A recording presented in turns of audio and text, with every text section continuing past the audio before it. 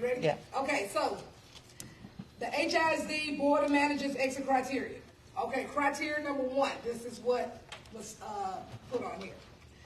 No more multi-year academically unacceptable campuses. It says, the supplemental clarification, there is no multi-year F campuses or D campuses with a prior unacceptable rating. Note, the statutory definition of academically unacceptable campuses that were previously a C fall to a D and remain a D are not yet considered unacceptable until a third D or an F. And that falls under the accountability rating system, and it's hyperlinked, so our members, we're going to send it to you so you can look at that rubric. Also, they have a downloadable spreadsheet of the count of the consecutive years of unacceptable performance. So for each district and campus as defined by Senate Bill 1365 is available in the linked Excel. Number 2 of criteria number 1, Wheatley High School earns a C or better in the state accountability system for 2 consecutive years. So whoever that's going to be working at Wheatley, they better tighten up, because they have to be at a C or better. Number 2, criteria 2, special education operates in compliance with requirements. So supplemental clarifications, it says the achieve 1, achieve the PLO for all 4 federally required elements, which is the FREs, 2 years in a row. And that is going to be by the rubric that's driven by the results-driven accountability, which is the RDA. Then, number 2, achievement determination, level 2, the DL2, or better in special education in the results-driven accountability, RDA, 2 years in a row. 3, during the TEA differentiated monitoring and support, which is the DMS system desk reviews done twice annually on a sample of student file, the local education agency, the LEA, will have no instances of identified systematic noncompliance, i.e., 2 or more students in the sample. An individualized education plan, which is the IEP development or the IEP implementation for 2 consecutive reviews.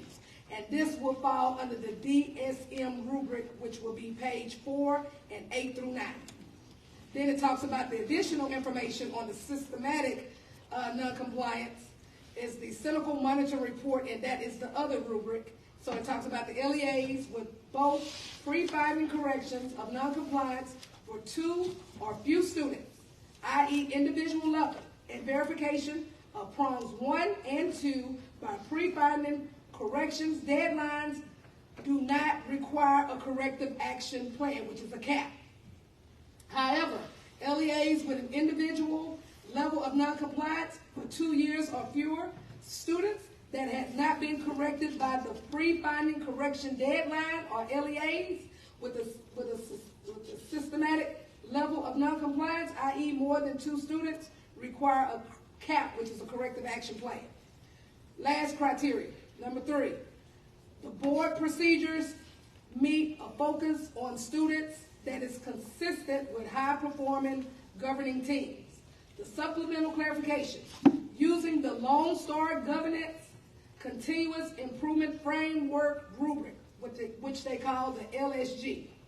The Board of Managers must achieve and meet focus scores in the areas of vision and goals, progress and accountability, and systems and processes. This will be verified in at least 2 consecutive evaluations conducted by a third-party LSG certified coach. So when I let Mike Morath, the commissioner of TEA, know that we're going to hold him accountable to this. No doubt about it. So just so you know, I'm not going to no board meeting. I don't need to talk to the hill. I'm going straight to the power source. That's what I'm doing.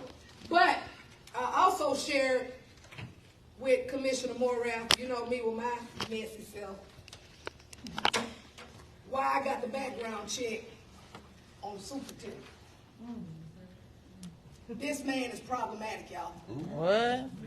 Okay? Now check this. I had people reaching out to me, telling me that his certification was inactive and all that. Okay, but that's not the smoking gun, though. All the commissioner has to do is reactivate. That's just nothing but a click of an enter button. But you can't reactivate this. And I also let the commissioner know, it was brought to my attention, allegedly he is under FBI investigation. Ooh. So I am waiting to verify that. And I did tell him, if he is under FBI investigation, you are going to fire him immediately. I did share with him in this here report. Now, I can't give y'all the report because, this comes from my, because I'm a private investigator, too.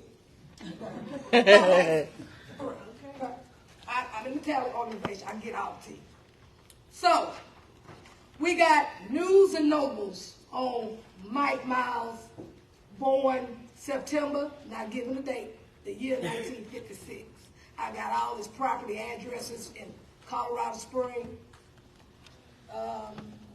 4,188 square foot purchase home, 390,000 back in 2006. I got all the stuff, but I ain't gonna go in there. I'm gonna get to the real stuff. You need to sell for accurate. So, okay, so in 2013, the Office of Professional Responsibility Investigation into Miles' conduct during the competitive bidding process. So, how you gonna fix HISD and you bringing somebody that's doing the same corruption that the people that was in there doing it with the other superintendent? So it says in June 2013, the Office of Professional Responsibility investigated allegations that Miles used his influence to pull a board agenda item from the June 13, 2013 meeting of the DISD Board of Trustees. The contract in question was for a competitively bid of $219,700 contract for parent education services for district-wide use. The board agenda item proposed to award that contract to Practical Parent Education, the vendor who scored highest on the bid evaluation matrix. According to the investigation, Miles preferred an alternative vendor, which is called Concilio, which scored second on the evaluation matrix. The trustees had the option to select multiple vendors. I ain't gonna go through all that, but yeah, the old PR document conclude with a referral to an outside legal counsel for further investigation because there was a smoking gun in there. So this is part of the background from that allegation. This here is the actual report of the investigation from the Office of Professional Responsibility, and this is that, and that was according to what I just read. Next thing, what was another red flag? During the OPR investigation, Miles attempted to rein in the reach of the agency, which was moved outside of his control by the DISD board. And this also was shown with the Dallas Morning News, and it says a few months before Dallas ISD trustees considered moving the district's investigation unit, Superintendent Mike Miles had his own plans for the powerful department. Board members, after floating the idea for more than a year, spent Thursday night considering shifting the Office of Professional Responsibility from Miles' control. So we got somebody that's doing a little bit too much. Okay. Next one. Following the OPR investigation, Miles was found to have violated district policy and authored the resignation letter of a subordinate which bashed the DISD Board of Trustees. And this is also in the Dallas Morning News. An investigation of the Dallas Independent School District Superintendent Mike Miles found he violated a district policy and the terms of his employment contract, both of which could cause for his termination, according to a copy of the investigative report obtained Friday by the Dallas Morning News. Next one, just over a year after being the DISD superintendent, Miles faced discipline by the Board of Trustees for violating district policy. This is also in the Dallas Morning News. DISD trustees will today consider taking disciplinary actions against Superintendent Mike Miles, who has found in an investigation to have violated district policy and his contract. The meeting starts at 5:30 p.m. at the district headquarters. Majority of the trustees are leaning toward 3 disciplinary actions, sources say. One option would be reprimand, and I'm not going to go on all that, but this is the proof. Next one, turnover of cabinet level staff during his tenure at HISD superintendent. According to June 21st, 2013, article in the Dallas Business Journal, Miles lost 6 cabinet heads in 1 year, including 2 successive chief of human capital management and chief of operations, as well as the CFO and the CTO. Now check this one. Miles, chief of staff at DISD, was indicted for giving $700,000 contract to a neighbor. Say it again. $700,000 contract to a neighbor. Okay? The chief of staff, Jerome Overton, took a plea deal and pleaded guilty. In 2014, Overton was sentenced to 41 months in federal prison from the Dallas Morning News. Former DISD chief of staff, Jerome Oberlin, and another man are accused of taking about $60,000 in kickbacks while Overton worked for Atlanta Public Schools, according to a 7-count federal indictment unsealed on Monday. So that's the issue. Next one. Superintendent Miles criticized for paying high salaries to top staffers. Dang. This was also in the Dallas Morning News.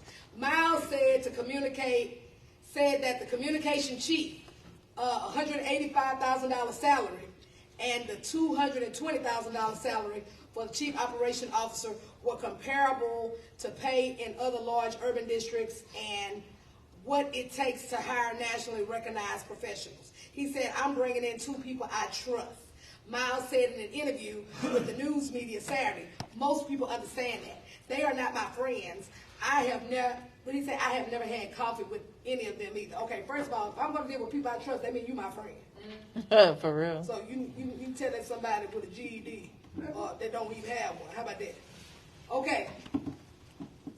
Professor Julian Vasquez published dismissal evaluation of Miles' tenure to Dallas Independent School District. So he was dismissed from Dallas Independent School District. Come on. Now let's go to him in Colorado. Oh yeah, I got all the tea. Okay, in Colorado, staff allege that Miles misled parents, media about COVID safety procedures at Aurora Academy of Advanced Learning. And that's from Fox 9 News, ABC. Depending on who you ask, the Academy of Advanced Learning sounds like 2 different schools. In July, 9 News visited the charter school in Aurora, which started a plan to have in-person learning safely.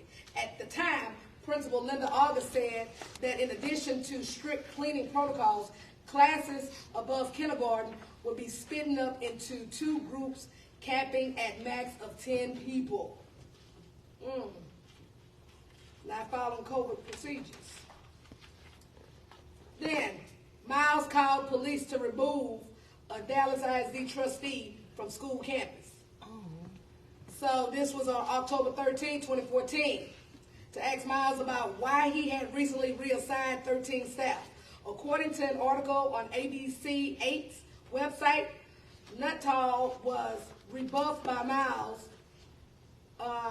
in her attempts to speak with him. He told me, "Bernadette, just fire me. Fire me, Bernadette." That shit's called. Next one, Miles supported controversial Trump Education Secretary Betsy DeVos in remarks to the Denver Post. So that was on February 1st, 2017. Then we got the nonprofit affiliations. So he deals with the Director, National Council of Teachers, Teacher Quality 2017 to current, the Director of Colorado League of Charter Schools 2018 to current, CEO for Third Future Schools 2016 to current, and then the work history. He was a teacher in 1995 over at Fountain Fort Carson High School, superintendent at Harpston School District 2, Colorado Springs from 2006 to 2012, superintendent at Dallas Independent School District from July 2012 to July 2015. Third Future Consultants LLC from July 15, 2015 to March 15, 2018. Third Future Schools, 2016 to current. And it just goes on and on. We'll be here all night. But this man is very problematic. Okay? This man don't like to follow rules. This man like to grease his pockets, his friends' pockets as well too, engaging with kickbacks and stuff like that. And like I said, I'm really interested in finding out from my connects if this guy is under FBI investigation. And if he is, he got to go. So we will be utilizing this as a form of accountability with this superintendent. Yes. Yes, ma'am, Ms. Amiga.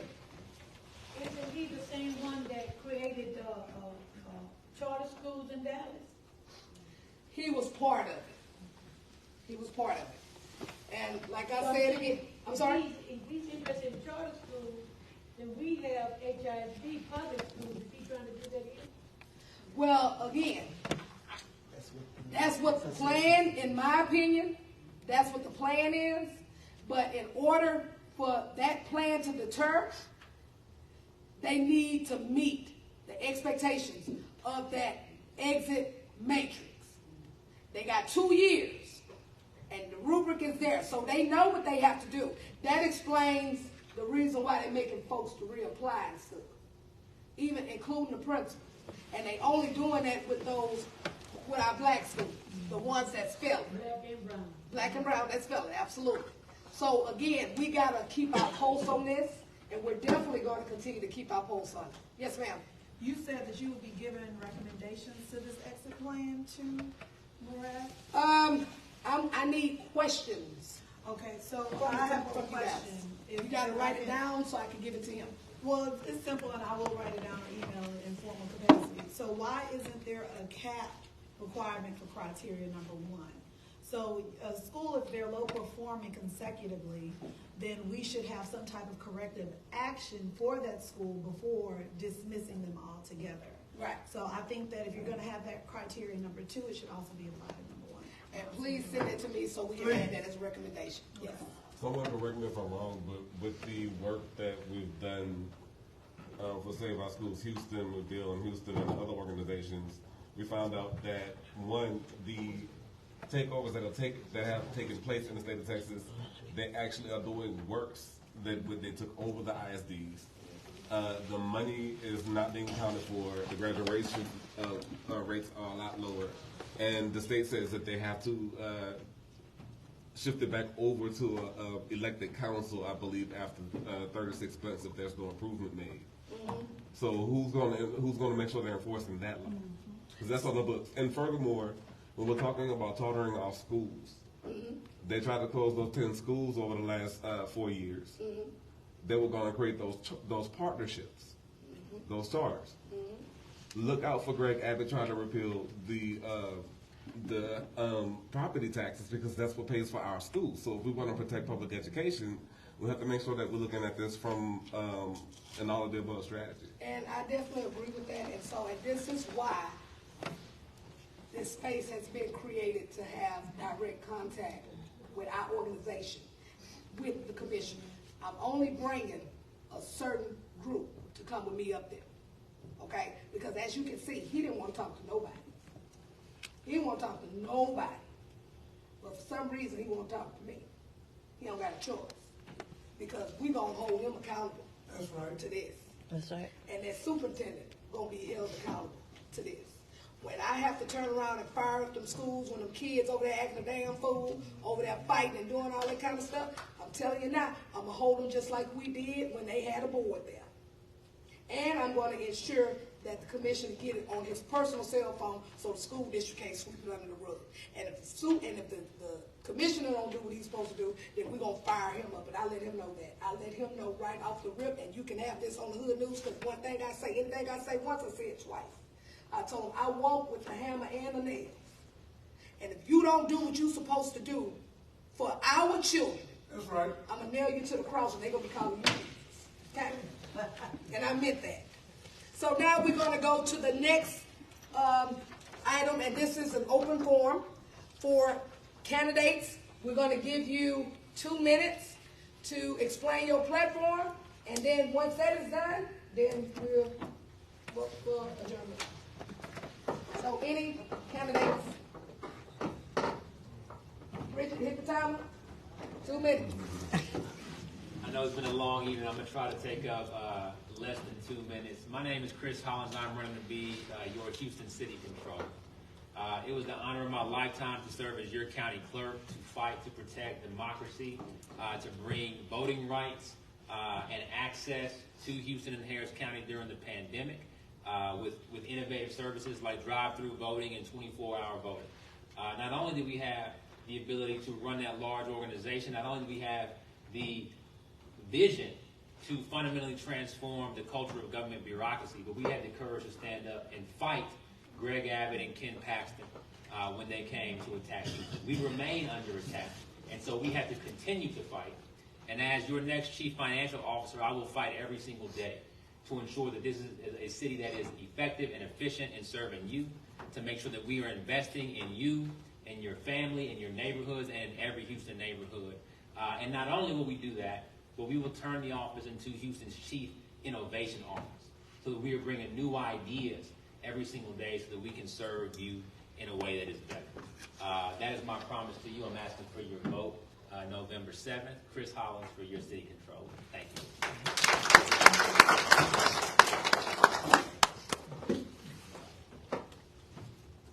Good evening. I am Danielle Keys Best, candidate for Houston City Council at large number 2. I'm so happy to be a part of this spirited conversation because I believe that it is necessary.